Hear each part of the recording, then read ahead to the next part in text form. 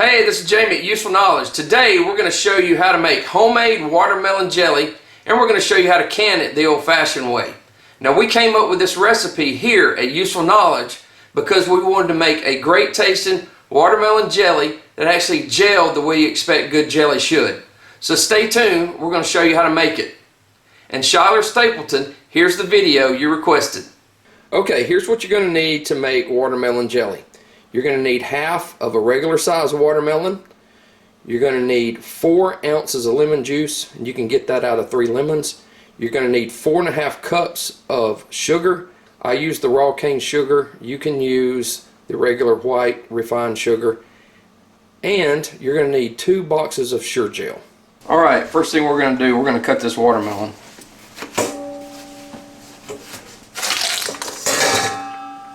Alright.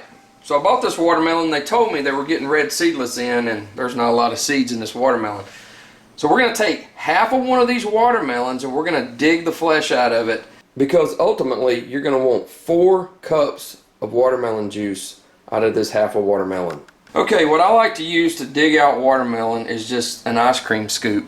You can use a regular spoon, but an ice cream scoop seems to work really well. Now we're going to put this in here. I'm not really going to worry if I have seeds or not, because we are going to strain this. So just start digging out watermelon. Just put it over here in your bowl.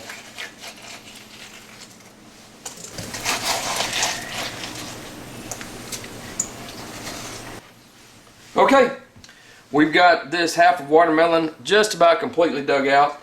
Okay, what we're going to do now, we're just going to crush this watermelon. And you know, you can put it in a food processor if you want to, but this is my preferred method. If there's seeds in there, that's okay. We're gonna strain all this out in a little bit anyway.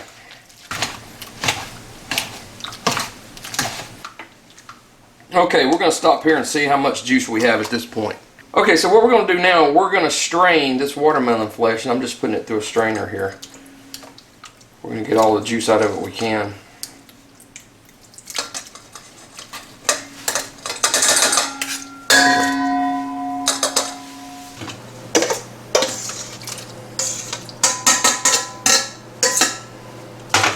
Okay, what we're going to do now, we're going to measure out how much juice we have.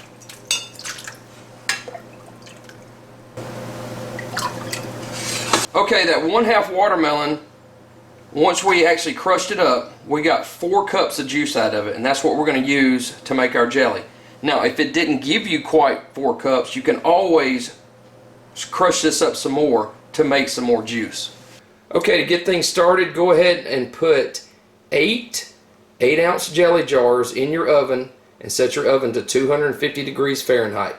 Okay, just like in all my canning videos, we're going to warm our lids up. So what we're going to do, we're going to turn on a small pot of water, and we're going to put it down to a low, and we're going to put 8 lids in there, because I expect this to make at least 7 jars of jelly, most likely 8. We're going to heat those up and start making our jelly. Okay, watermelon is not an acidic fruit. So even if you used Sure Gel or some type of pectin in watermelon as it is normally, it would not gel.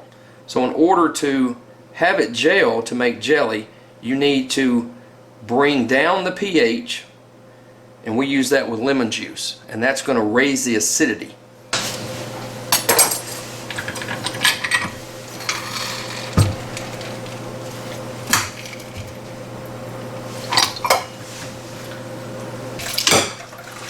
Okay, the 3 lemons gave us about 1/2 cup of lemon juice. Okay, first we're going to put our watermelon juice in our pot.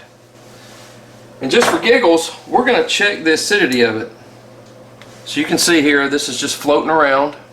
So we're going to check the acidity of it here. And you can see the acidity of watermelon juice is 5.9. Okay, so watermelon is not acidic, and neither is this watermelon juice. So in order to lower the pH so it becomes more acidic, so that you can make jelly out of it, you need to add some type of acid, and that's what we're going to do with lemon juice. So we're going to add this lemon juice.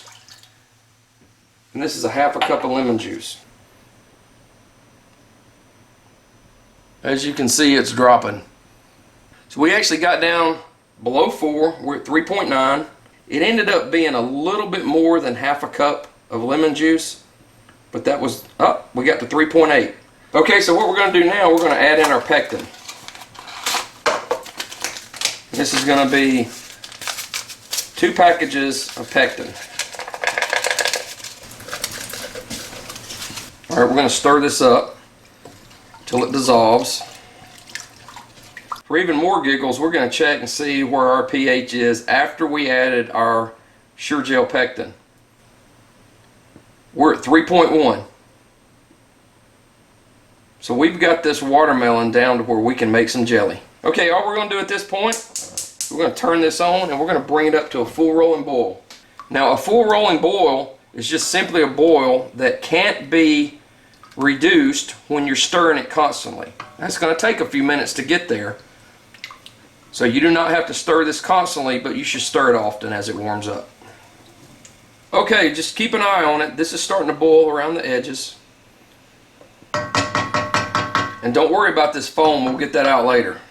Okay, we're right up there at that full rolling boil point. So be careful with this. You see how that's kind of rising up as it gets to that point? You need to turn this down and kind of control your temperature so that it doesn't boil over. Those of you with electric eyes, you have to be more careful because you can't control it as fast as you could a gas stove. We're going to let this go at a full rolling boil for about 1 minute. Okay, it's been 1 minute at a full rolling boil. We're going to add in our sugar. Now this is 4.5 cups of sugar. We're going to stir this in and then we're going to bring this up to a full rolling boil. We're going to boil it for a minute. Okay, we're almost there at our boiling point. Starting to boil around the edges. Go ahead and start stirring. We've reached a full rolling boil, so watch your temperature. We want to stir this constantly for 1 minute. Okay, at this point you can turn this off. So what we're going to do now is we're going to start getting this skim out of here. So go ahead and get as much out of there as you can. Alright, we got as much of that skim out as we could. And we're going to can this now. Okay, at this point we're ready to can. And I just bring that right up just past the bottom of my canning funnel. Okay, now to actually can these. What we're first going to do is I want you to take a wet paper towel and wipe off the rim of each jar. And this is just to make sure that no jelly actually got on that rim while you were putting the jelly into the jars. It's going to help you have a better seal. Okay, we've got our jar rims cleaned off. We're going to take a lid and we're going to dry it and we're going to place one lid on each jar. Okay, once you get your lids on, you want to put a band on each one of them. Now these will be hot, so be careful. Okay, once you get your lids on and your band's tight, I want you to turn each one of these over. We're going to leave them turned over for 5 minutes, and then we're going to flip them back over. Okay, it's been 5 minutes. We're going to turn these over.